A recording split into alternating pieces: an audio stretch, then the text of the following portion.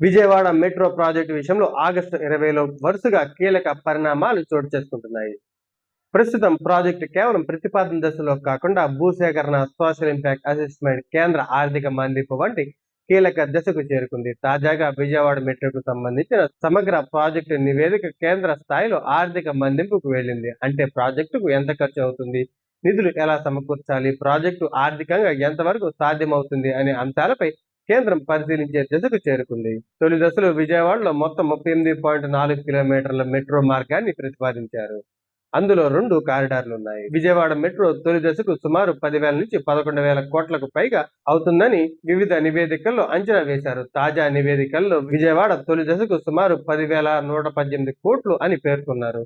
విశాఖపట్నంతో కలిపి 2 నగరాలు తొలి దశకు మొత్తం 84.63 కిలోమీటర్ల నెట్వర్క్ సుమారు 21,616 కోట్ల పెట్టుబడి అవసరమని మరో నివేదిక పేర్కొంది. మెట్రో కోసం అవసరమైన భూముల విషయంలో కూడా అధికారులు చర్యలు ప్రారంభించారు. ఆగస్టు 6న సిటీ మెట్రో కార్పొరేషన్ అధికారులు గన్నవరం ప్రాంతంలో పర్యటించి రెవెన్యూ అధికారులతో కలిసి ప్రతిపాదన భూములను పరిశీలించి కొలతలు కూడా తీసుకున్నారు. అంటే మెట్రో మార్గం కాగితాలపై మాత్రమే కాకుండా భూసేకరణ స్థాయిలో ప్రాథమిక పనులను చేపట్టింది.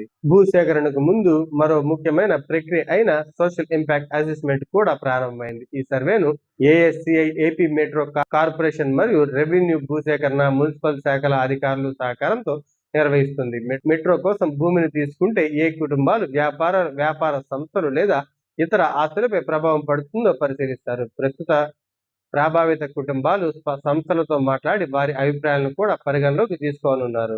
డిపిఆర్ కేంద్రం ఆర్థిక మద్దతుకు వెళ్లడం అంటే ప్రాజెక్టుకు సంబంధించిన ఖర్చు, నిధుల సమీకరణ, ఆర్థిక సాధ్యత తదితర అంశాలపై కేంద్ర స్థాయిలో పరిశీలన మొదలైందని అర్థం. విజయవాడ, విశాఖ మెట్రో ప్రాజెక్టుల విషయంలో రాష్ట్రం, కేంద్రం వాటాతో పాటు రుణాల ద్వారా నిధులు సమకూర్చే జాయింట్ వెంచర్ విధానం ప్రతిపాదనకు వచ్చినట్లు నివేదికలు చెప్తున్నాయి.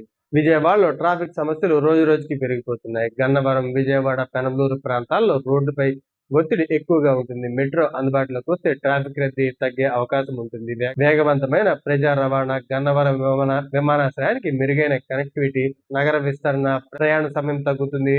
రోడ్లపై ప్రైవేటు వాహనాల ఒత్తిడి తగ్గే అవకాశం కూడా ఉంటుంది. సింపుల్ గా చెప్పాలంటే విజయవాడ మెట్రో ప్రస్తుతం చాలా వేగంగా ముందుకు సాగుతుంది. కానీ మెట్రో పనులు పూర్తిగా ప్రారంభమయ్యాయి అని ఇప్పుడే చెప్పలేం. ఎందుకంటే డిపిఆర్ కేంద్ర ఆర్థిక మళ్లింపుకు వెళ్లడం, ఎస్ఐఏ ప్రారంభం కావడం, గన్నవరం ప్రాంతాల్లో భూసేకరణకు సంబంధించి పరిశీలనలు జరగడం వల్ల ప్రాజెక్టు మాత్రం గణనీయంగా ముందుకు కదులుతుంది.